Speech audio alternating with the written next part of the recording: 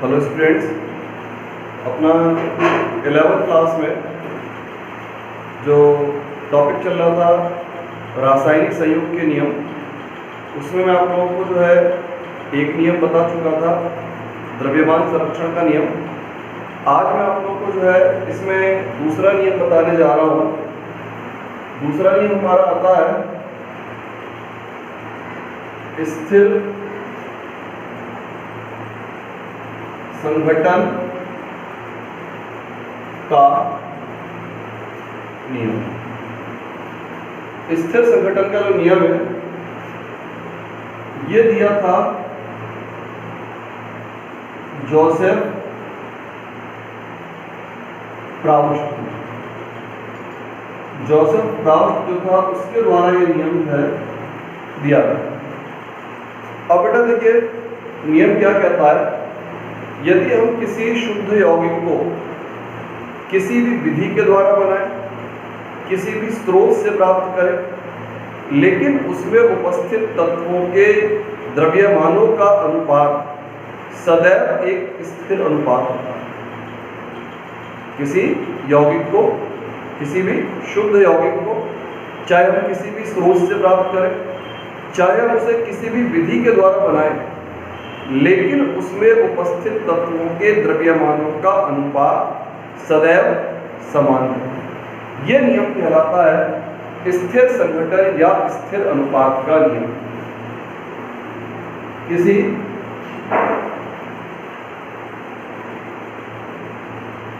यौगिक को चाहे किसी भी विधि से प्राप्त करें अथवा किसी भी स्रोत से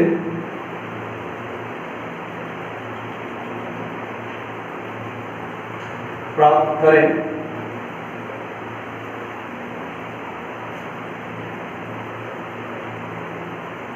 उसमें उपस्थित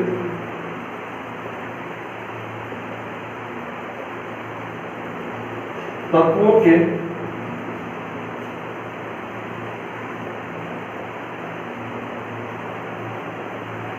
द्रव्यमानों का अनुपात सदैव स्थिर अनुपात होता है।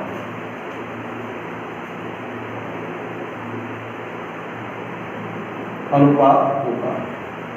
तो ये जो नियम है, इस नियम को कहते हैं स्थिर संघटन या स्थिर अनुपात का नियम भी कह देते हैं इसको। यानी किसी यौगिक को आप किसी भी स्रोत से प्राप्त करो, किसी भी विधि के द्वारा बनाओ। जैसे अपन एक उदाहरण लेते हैं, अपना CO2 है, CO2 गैस। अब बेटा CO2 को प्राप्त करने के तरीके देखते हैं अपन। आपका चूना पत्थर, इसे आप गर्म करते हैं और गर्म करने पर बनता है कैल्शियम ऑक्साइड और CO2। तो एक तरीका तो ये आपका CO2 बनाने का, अपन ने चूने पत्थर को गर्म किया, CO2 प्राप्त हुआ। एक तरीका है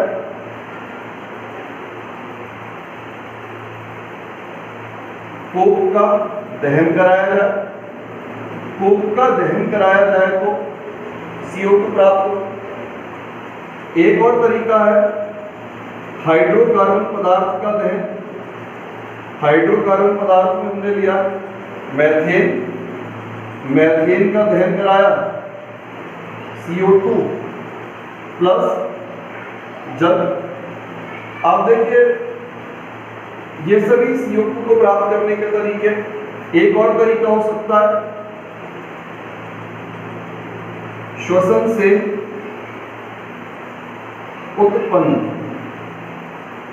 आप इनमें से किसी भी तरीके से CO2 को प्राप्त करें, किसी भी स्थान से CO2 को प्राप्त करें, लेकिन CO2 के अंदर तत्वों के द्रव्यमानों का अनुपात सदैव एक स्थिर अनुपात होता है। ये बात बताई थी जोसेफ प्राउस्ट ने। तो अब जैसे CO2 है तो CO2 के अंदर कार्बन अनुपात ऑक्सीजन, CO2 के अंदर कार्बन और ऑक्सीजन का अनुपात देखा जाए तो कार्बन का परमाणु भार 12 होता है, ऑक्सीजन का परमाणु भार 16 होता है, परमाणुओं की संख्या हो गई 2, तो ये हो गया 12, 32, 3 अनुपात। तो अब हम CO2 को चाहे इस विधि से प्राप्त करेंगे तो भी कार्बन ऑक्सीजन के द्रव्यमानों का अनुपात 3 अनुपात 8 आएगा। को जलाकर CO2 बनाई जाए तब भी जो है अनुपात आपका 3 अनुपात 8 आएगा। हाइड्रोकार्बन का दहन कराया जाए उससे हम CO2 को प्राप्त करें तब भी अनुपात 3 अनुपात 8 आएगा। या फिर हम जो है श्वसन क्रिया के द्वारा CO2 को प्राप्त करें तब भी अनुपात 3 अनुपात 8 ही प्राप्त होता है। ये अनुपात जो है चेंज नहीं होता। लेकिन इसमें एक कंडीशन आती है बेटा, जिस समय जोसेफ प्राउस्ट ने अपना ये नियम दिया था उस समय तक समस्थानिकों के बारे में जानकारी नहीं थी।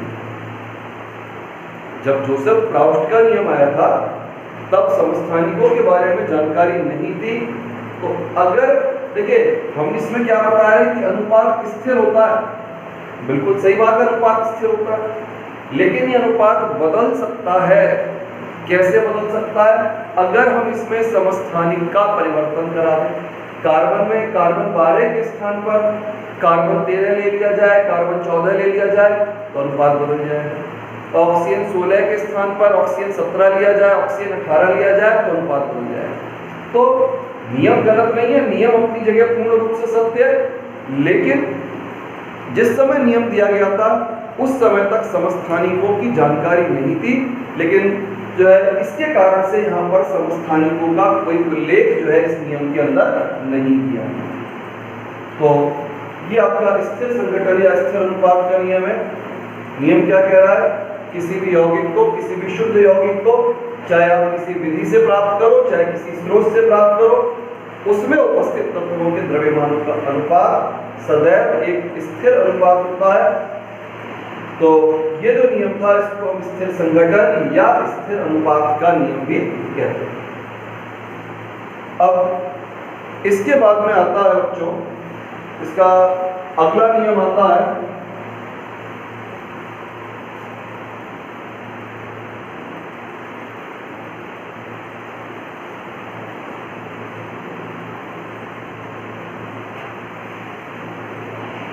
अगला है गुणित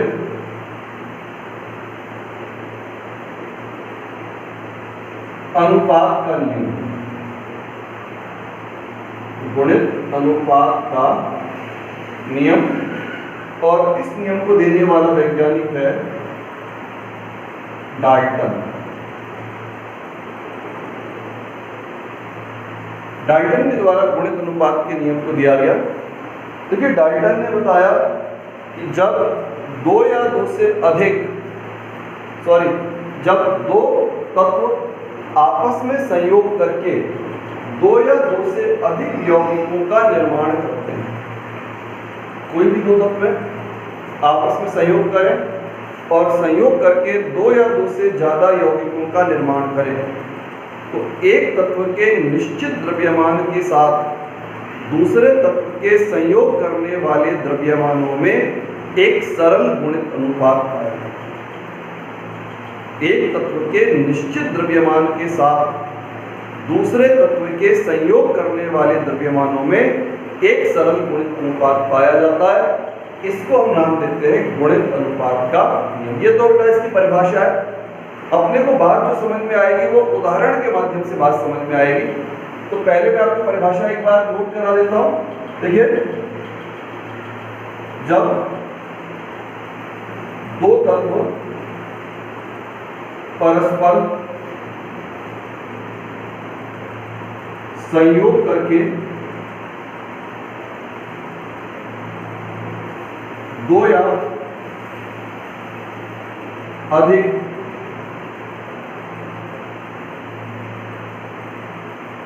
यौगिकों का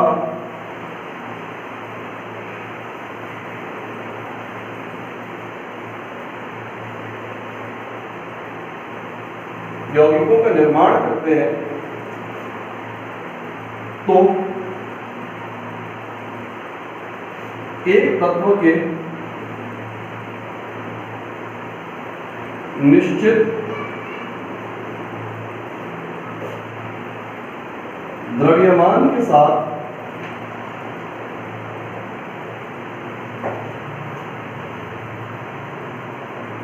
दूसरे तत्व के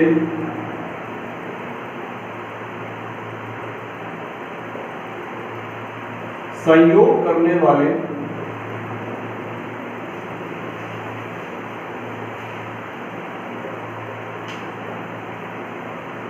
द्रव्यमानों में सरल गुणित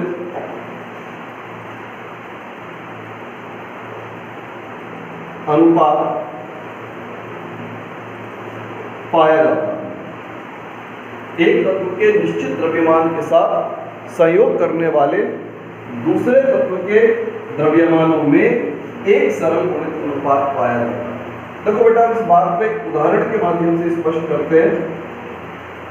कार्बन व ऑक्सीजन संयोग करके कार्बन मोनोऑक्साइड और कार्बन डाइऑक्साइड बनाते हैं। शर्त यही है हमारी, दो तत्व है और दो तत्व आपस में संयोग करके दो या अधिक यौगिकों का निर्माण करें। तो दो तत्व कार्बन और ऑक्सीजन हो गए और इन दोनों के संयोग से बनने वाले यौगिकों के कार्बन मोनोऑक्साइड और कार्बन डाइऑक्साइड। अब देखते हैं बेटा आगे क्या कहता है। जैसे कार्बन मोनोऑक्साइड में, कार्बन मोनोऑक्साइड, इसमें हम कार्बन ऑक्सीजन का अनुपात निकालेंगे। तो कार्बन का हो गया आपका परमाणु भार 12, ऑक्सीजन का परमाणु भार हो गया 16। तो यहां पर यह अनुपात आता है 3:4। कार्बन और ऑक्सीजन के अनुपात का मान आता है, कार्बन का परमाणु भार 12, ऑक्सीजन का परमाणु भार 16। इनका जो सरल अनुपात होता है वो 3:4 के बराबर होता है। अब हम इसमें लेते हैं CO2 में कार्बन का भार है और दो ऑक्सीजन परमाणुओं का भार हो जाएगा यहाँ पर 32। और अब आप देखो हमारी जो परिभाषा है, परिभाषा क्या कह रही है।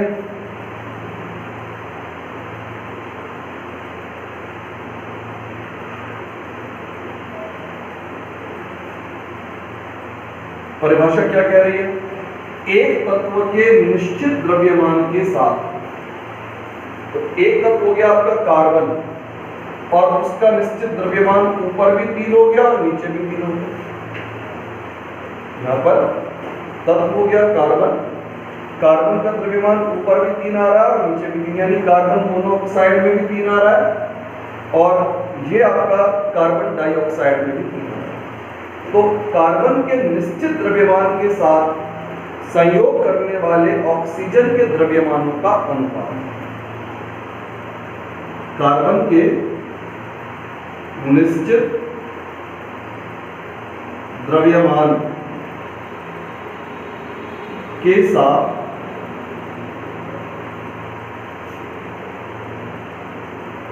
संयोग करने वाले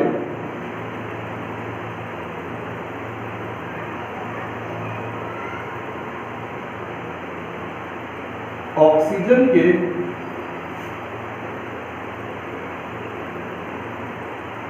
द्रव्यमान का अनुपात क्या दिखाई दे रहा है। ऊपर ऑक्सीजन का भार दिख रहा है 4 और नीचे आपको भार दिख रहा है 8। अब इसको आप सरल करेंगे तो आएगा 1:2। तो ये जो आप देख रहे हो ये प्राप्त हो रहा है एक सरल गुणित अनुपात। एक बार अपन इसको परिभाषा के साथ इसको मिलान करते देखिए क्या कह रहा है।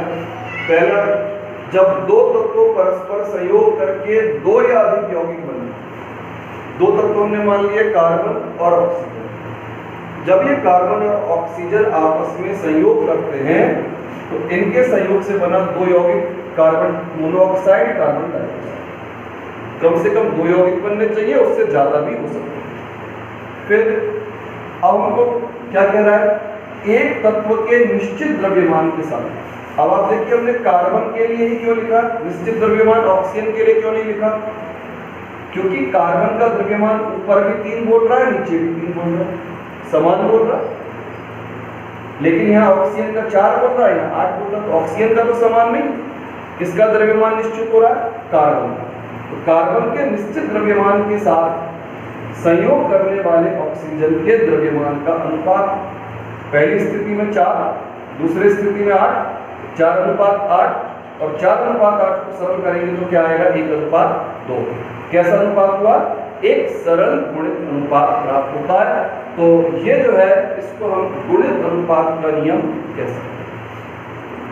तो जब भी दो तत्व परस्पर संयोग करके दो या दो से अधिक यौगिकों का निर्माण करते हैं तो एक तत्व के निश्चित द्रव्यमान के साथ संयोग करने वाले दूसरे तत्व के द्रव्यमानों में एक सरल गुणित अनुपात पाया जाता है। अब हम एक और उदाहरण इसका देख सकते हैं।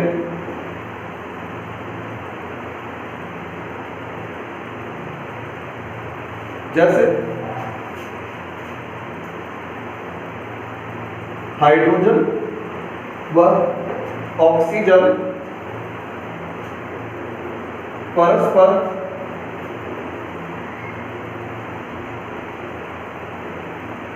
संयोग करके दो चीज बनाते हैं। एक तो बनाते हैं बेटा हाइड्रोजन, एक तो बनता है जल और एक बनता है हाइड्रोजन परऑक्साइड। हाइड्रोजन और ऑक्सीजन के संयोग से दो यौगिक बनते हैं, एक तो बनता है पानी और एक बनता है हाइड्रोजन परऑक्साइड। अब आप देखिए जरा, सबसे पहले पानी फिर हाइड्रोजन परऑक्साइड। अब इसमें H अनुपात को निकाला जाए तो H में दो परमाणु में हाइड्रोजन, H2O में आपके हाइड्रोजन के दो परमाणु में, तो एक परमाणु का द्रव्यमान 1 और 2 का द्रव्यमान हो जाएगा 2। अनुपात ऑक्सीजन का परमाणु भार 16। फिर सरल अनुपात निकाला जाए, एक अनुपात, सरल अनुपात क्या हो गया? 1 अनुपात। अब 2 अनुपात 32, एक हाइड्रोजन का 1, 2 हाइड्रोजन का 2, एक ऑक्सीजन परमाणु का द्रव्यमान 16, 2 का परमाणु भार हो गया 32। तो अनुपात हो गया यहाँ पर 1:16। अब बेटा देखिए इसको ध्यान से, शब्द क्या कह रहा है? एक तत्व के निश्चित द्रव्यमान के साथ। अब आप देखो वो एक तत्व है कौन जिसका द्रव्यमान निश्चित है? वो एक तत्व हमको दिखाई पड़ रहा है हाइड्रोजन। हाइड्रोजन का द्रव्यमान ऊपर भी 1 बोल रहा है, नीचे भी 1 बोल रहा है। तो अपन इसको कह सकते हैं हाइड्रोजन के निश्चित द्रव्यमान के साथ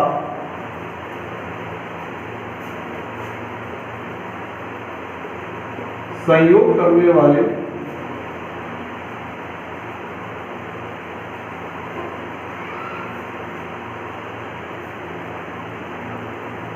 ऑक्सीजन का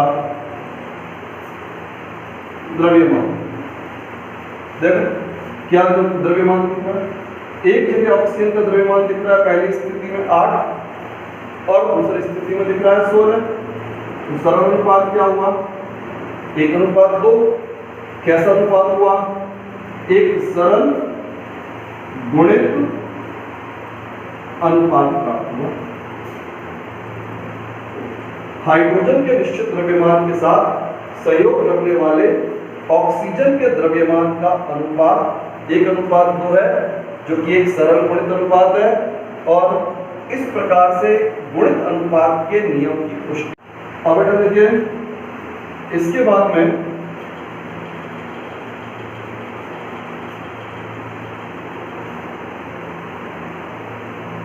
अगला आता है इसका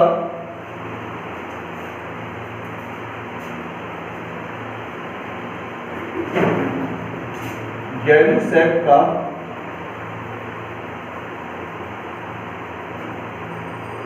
गैसीय आयतन संबंधी गैलू-सैक का गैसीय आयतन संबंधी नियम। गैलू-सैक द्वारा दिया हो, नाम से क्लियर है। देने वाला कौन है इसको? गैलू-सैक। तो गैलू-सैक का गैसीय आयतन संबंधी नियम कहता है कि समान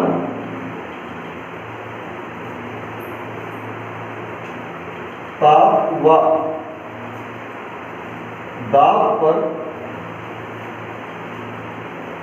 गैसें सदैव एक सरल गैसें सदैव अपने आयतन के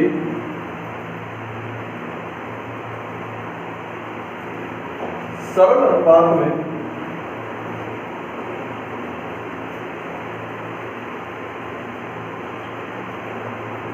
संयोग करती है।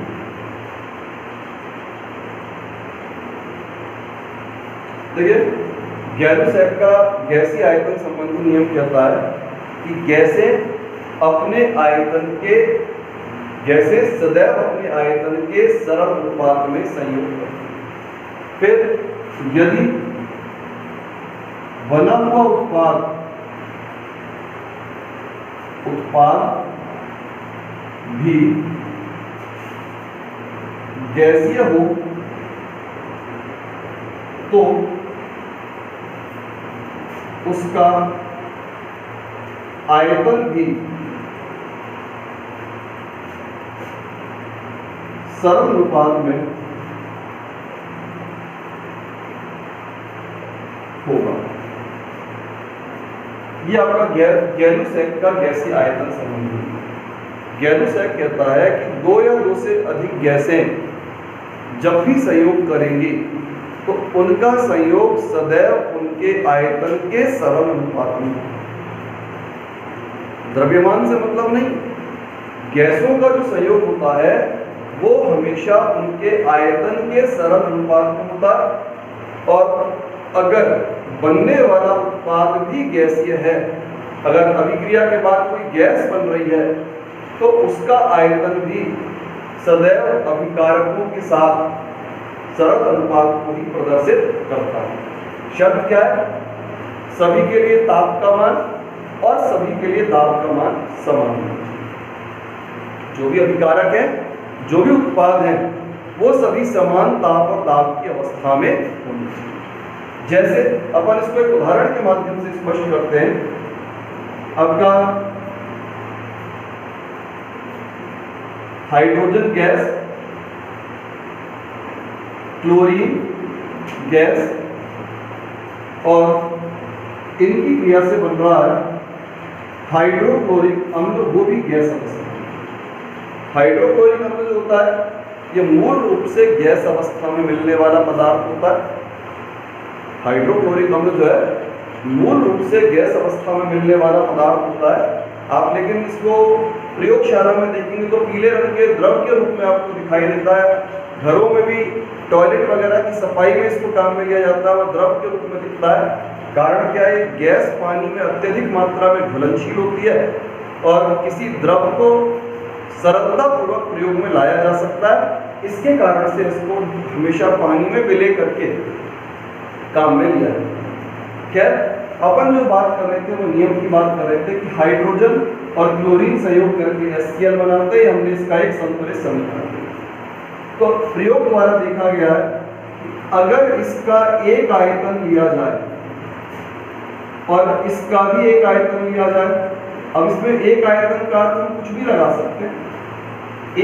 इसका 1 लीटर लिया जाए, इसका भी 1 लीटर लिया जाए तो इसके 2 लीटर बनेंगे। जो हमें दिखाई पड़ रहा है इसका हो जाएगा यहाँ पर 2 आयतन। अगर 1 लीटर हाइड्रोजन और 1 लीटर क्लोरीन का संयोग हो, एक आयतन का मतलब हम कुछ भी मान सकते हैं, 100 ml भी मान सकते हैं, 1 लीटर भी मान सकते हैं, आधा लीटर भी मान सकते हैं, वो सभी के लिए समान है।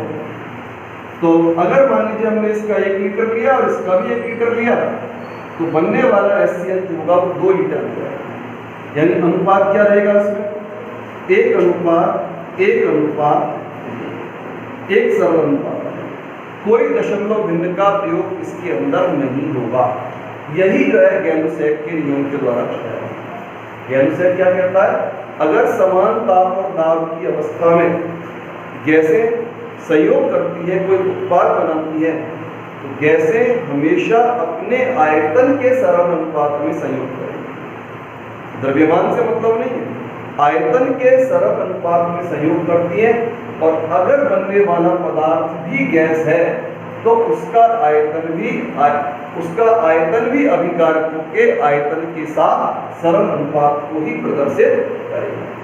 तो ये जो है नियम आपका गैलुसैक का गैसीय आयतन संबंधी नियम कहलाता है। अब आप देखें, तीनों गैस है, अभिकारक भी गैस, उत्पाद भी गैस। अगर हाइड्रोजन का एक आयतन है तो क्लोरीन का भी एक आयतन है, दोनों का एक एक आयतन संयोग कर रहा है और 2 आयतन से मतलब एक एक आयतन के संयोग से 2 आयतन HCl का निर्माण। तो ये आपका जो नियम है इसे हम कहते हैं गैलुसैक का गैसीय आयतन संबंधी